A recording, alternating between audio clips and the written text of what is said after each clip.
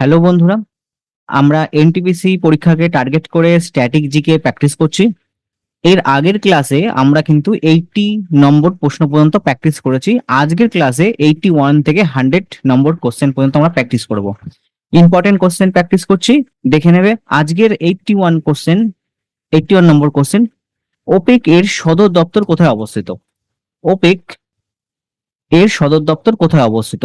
Paris, Vienna, Brussels নাকি Geneva? সঠিক উত্তর হচ্ছে ভিয়েনা। ওপেকের সদর দপ্তর ভিয়েনাতে অবস্থিত। আমরা বেশ কিছু সদর দপ্তর কোথায় অবস্থিত সেটা দেখব। দেখো, রেড ক্রসের সদর দপ্তর হচ্ছে জেনেভা। জেনেভাতে অনেক সদর দপ্তর আছে, রেড ক্রসের সদর দপ্তর হচ্ছে জেনেভা। জাতিসংঘ এর সদর দপ্তর হচ্ছে নিউ ইয়র্ক। সার্ক সার্কের সদর দপ্তর হচ্ছে কাঠমান্ডু। আর আন্তর্জাতিক আদালত বা ইন্টারন্যাশনাল কোর্ট এর হচ্ছে হেগ, নেদারল্যান্ডের হেগ শহরে কিন্তু এর হেডকোয়ার্টার। আর ইন্টারপোলের সদর দপ্তর হচ্ছে লিওতে।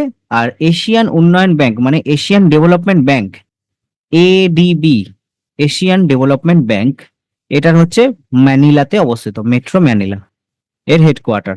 ঠিক আছে, চলো পরের প্রশ্ন দেখবো।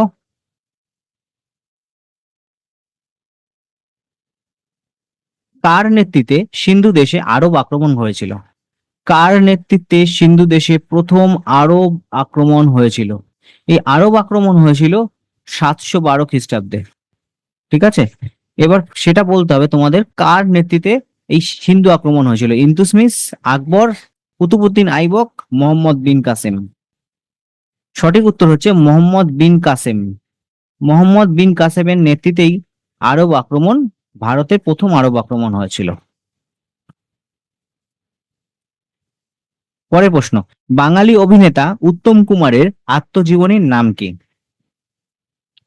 বাঙালি অভিনেতা উত্তম কুমারের আত্মজীবনীর নাম কি? আমার আমি, জীবন স্মৃতি, জলসাঘর নাকি ছেলেবেলা?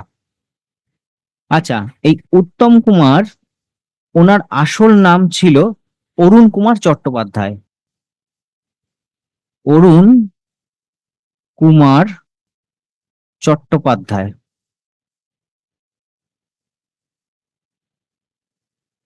অরুণ কুমার চট্টোপাধ্যায়। ওনার আত্মজীবনী হচ্ছে আমার আমি। ওনার আত্মজীবনী হচ্ছে আমার আমি। অরুণ কুমার চট্টোপাধ্যায় বা উত্তম কুমার, ওনার আত্মজীবনী আমার আমি। পরে প্রশ্ন যাব, কেনিয়ার রাজধানীর নাম কি? দেখো, রাজধানীর নাম, মুদ্রার নাম, পার্লামেন্টের নাম, এই ধরনের কোশ্চেন কিন্তু রেলওয়ের পরীক্ষাতে খুব আসে। তা তোমরা কিন্তু দেখে যাবে রাজধানীর নাম, মুদ্রার নাম, পার্লামেন্টের নাম, এইগুলো কিন্তু দেখে যাবে, এক্সট্রা কেয়ারফুল হিসাবে দেখবে স্ট্র্যাটেজিকের পার্ট হিসাবে। কেনিয়ার রাজধানীর নাম কি? মাদ্রিজ, নাইরোবি, বিশরুট নাকি খাইটুম? কেনিয়ার রাজধানী হচ্ছে নাইরোবি। আমরা বেশ কিছু রাজধানীর নাম দেখে নেব যেগুলো আমাদের পরীক্ষায় খুব আসছে। দেখো, ইরাক, ইরাকের রাজধানী কি? বাগদাদ। কুয়েত, কুয়েতের রাজ কুয়েত সিটি। মালয়েশিয়ার কুয়ালালামপুর, এটা খুব ইম্পর্টেন্ট, বহুবার এসছে কিন্তু, মালয়েশিয়ার রাজধানী কুয়ালালামপুর। ভিয়েতনামের হচ্ছে হ্যানয়। ডাবলিন হচ্ছে আয়ারল্যান্ডের রাজধানী হচ্ছে ডাবলিন। সিরিয়ার হচ্ছে দামেস। ঠিক আছে, বেশ কিছু এক্সট্রা ইনফরমেশন গুলো কিন্তু খেয়াল করবে যেগুলো তোমাদের পরীক্ষায় আসতে পারে। পরের প্রশ্ন, রক্তকণিকা কোথায় জন্ম নেয়? রক্তকণিকা বা লোহিত রক্তকণিকা কোথা থেকে জন্ম নেয়? অস্থিমজ্জায়, ধমনীতে, শিরায় নাকি লসিকায়? এই লোহিত রক্তকণিকা কিন্তু তৈরি হতে 2 দিন সময় নেয়। 2 দিন কিন্তু সময় নেয় লোহিত রক্তকণিকা তৈরি হতে। আর প্রতি সেকেন্ডে 20 লক্ষ, 20 লক্ষ আর বেশি, 20 লক্ষ আর বেশি মানে লোহিত রক্তকণিকা প্রতি সেকেন্ডে কিন্তু তৈরি হয়। এটা খেয়াল রাখবে, 2 দিন সময় লাগে, আর প্রতি সেকেন্ডে 20 লক্ষ করে আরবিসি তৈরি হয়। রক্তকণিকা তৈরি হতে 2 দিন সময় লাগে, লোহিত রক্তকণিকা। আর এটা তৈরি হয় হচ্ছে অস্থিমজ্জায়। অস্থিমজ্জায় রক্তকণিকা তৈরি হয় বা জন্ম নেয়। আদিবাসী দিবস কোন দিন পালন করা হয়? আদিবাসী দিবস কোন দিন পালন করা হয়? আদিবাসী দিবস পালন করা হয় হচ্ছে 9ই আগস্ট। 9ই আগস্ট আদিবাসী দিবস পালন করা হয়। কুনা কোন দেশের মুদ্রা? একটু আগেই বললাম যে মুদ্রা, পার্লামেন্ট, রাজধানী এই ধরনের জিনিসগুলো কিন্তু রেলের পরীক্ষায় বেশি আসে। এখানে বলছে কুনা কোন দেশের মুদ্রা? মাল্টা, লাটভিয়া, ক্রোয়েশিয়া নাকি লিথুয়ানিয়া? দেখো কুনা হচ্ছে ক্রোয়েশিয়ার মুদ্রার নাম হচ্ছে ক্রুনা। ঠিক আছে। কোন নদীর তীরে বিখ্যাত বিজয়নগর অবস্থিত ছিল? বিজয়নগর শহর কোন নদীর তীরে অবস্থিত ছিল? এই বিজয়নগরের বিখ্যাত রাজার নাম মনে আছে? শ্রেষ্ঠ রাজা, বিজয়নগর সাম্রাজ্যের শ্রেষ্ঠ রাজা, শ্রেষ্ঠ রাজা কে ছিলেন বলো? বিজয়নগর সাম্রাজ্যের শ্রেষ্ঠ রাজা কৃষ্ণদেব রায়। কৃষ্ণদেব রায়। কৃষ্ণদেব রায় ছিলেন বিজয়নগর সাম্রাজ্যের শ্রেষ্ঠ রাজা। আর এই বিজয়নগর সাম্রাজ্য কর্ণাটক রাজ্যে ছিল। ঠিক আছে, কর্ণাটক। কর্ণাটক রাজ্যে ছিল হচ্ছে এই বিজয়নগর সাম্রাজ্য। আর এই যে কোন নদীর তীরে অবস্থিত, এটা হচ্ছে তুঙ্গভদ্রা নদীর তীরে অবস্থিত। তুঙ্গভদ্রা নদীর তীরে অবস্থিত বিজয়নগর সাম্রাজ্য, বর্তমানে কর্ণাটক রাজ্যের শ্রেষ্ঠ রাজা ছিলেন কৃষ্ণদেব রায়। এয়ার ফোর্স একাডেমি কোথায় অবস্থিত? এয়ার ফোর্স একাডেমি কোথায় অবস্থিত? এয়ার ফোর্স একাডেমি হচ্ছে হায়দ্রাবাদে অবস্থিত। হায়দ্রাবাদ কোন রাজ্যের রাজধানী বলতে পারবে? তেলেঙ্গানার রাজধানী। তেলেঙ্গানার রাজধানী হচ্ছে হায়দ্রাবাদ। আর এই হায়দ্রাবাদ শহরটা হচ্ছে মুসি নদীর তীরে অবস্থিত। মুসি নদীর তীরে অবস্থিত। ঠিক আছে, তেলেঙ্গানা শহর আর হায়দ্রাবাদ তেলেঙ্গানার রাজধানী। আর এয়ার ফোর্স একাডেমি হচ্ছে এইখানেই অবস্থিত, হায়দ্রাবাদে। স্ট্যাচু অফ লিবার্টি মূর্তিটি আমেরিকাকে উপহার দেয় কোন দেশ? স্ট্যাচু অফ লিবার্টি মূর্তিটি আমেরিকাকে উপহার দেয় কোন দেশ? খুব ইম্পর্টেন্ট প্রশ্ন কিন্তু। এই স্ট্যাচু অফ লিবার্টি আমেরিকায় আছে। কোথায় আছে? আমেরিকায় নিউ ইয়র্কে আছে।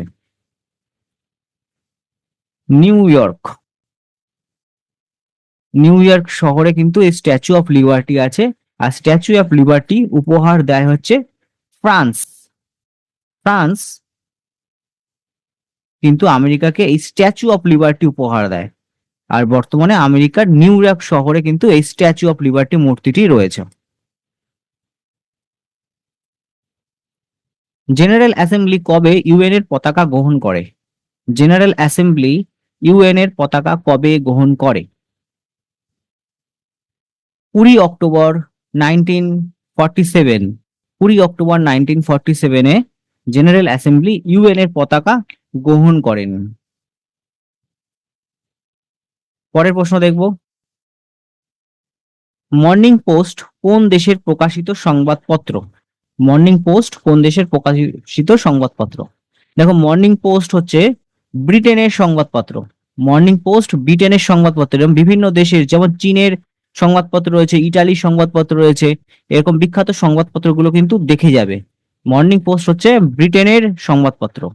রঙ্গস্বামী কাপ কোন খেলার সাথে যুক্ত? রঙ্গস্বামী কাপ কোন খেলার সাথে যুক্ত? রেসলিং, ফুটবল, হকি নাকি গলফ? রঙ্গস্বামী কাপ হচ্ছে হকি খেলার সাথে যুক্ত হচ্ছে এই রঙ্গস্বামী কাপ। ঠিক আছে, আমরা বেশ কিছু আরো কাপের নাম দেখবো যেগুলো খেলার সাথে যুক্ত।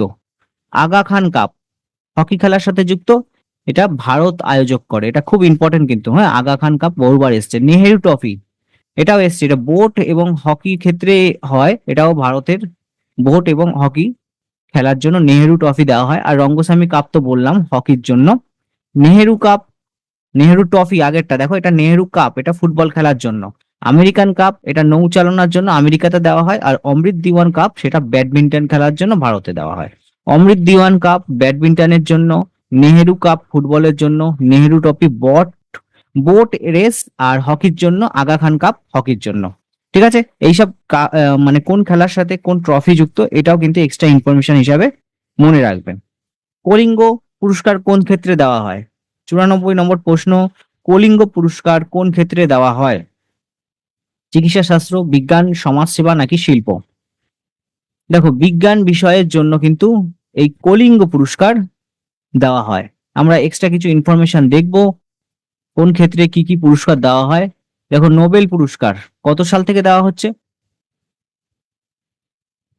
নোবেল পুরস্কার কত সাল থেকে দেওয়া হচ্ছে? 1901 সাল থেকে দেওয়া হচ্ছে।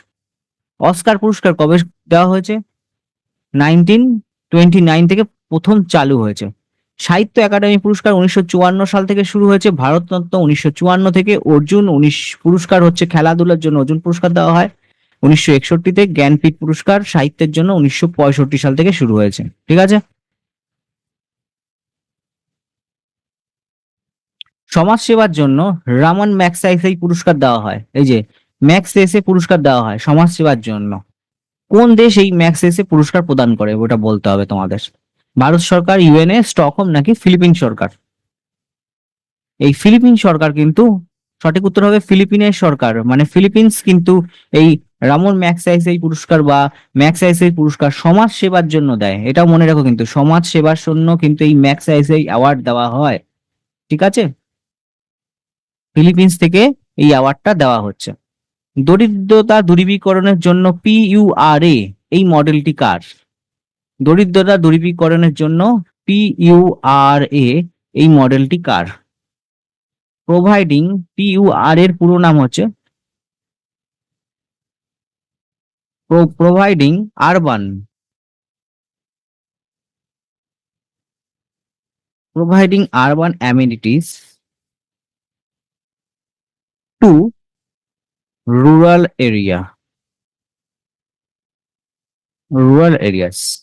এই পিইউআরএ এই মডেলটি হচ্ছে এপিজে আব্দুল কালাম, এপিজে আব্দুল কালাম দিয়েছিলেন, যাতে রুরাল এরিয়া মানে গ্রাম্য এলাকায় যেগুলো উন্নয়নের যেন উন্নয়ন পৌঁছায়, মানে শহরের মতো উন্নয়ন যাতে গ্রামীণ এলাকায় পৌঁছে যায়, সেই জন্য এপিজে আব্দুল কালাম পিইউআরএ এই মডেলটি কিন্তু দিয়েছিলেন দরিদ্রতা দূরীকরণের জন্য।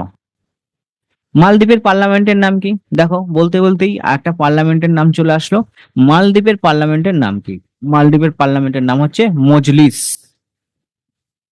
ঠিক আছে।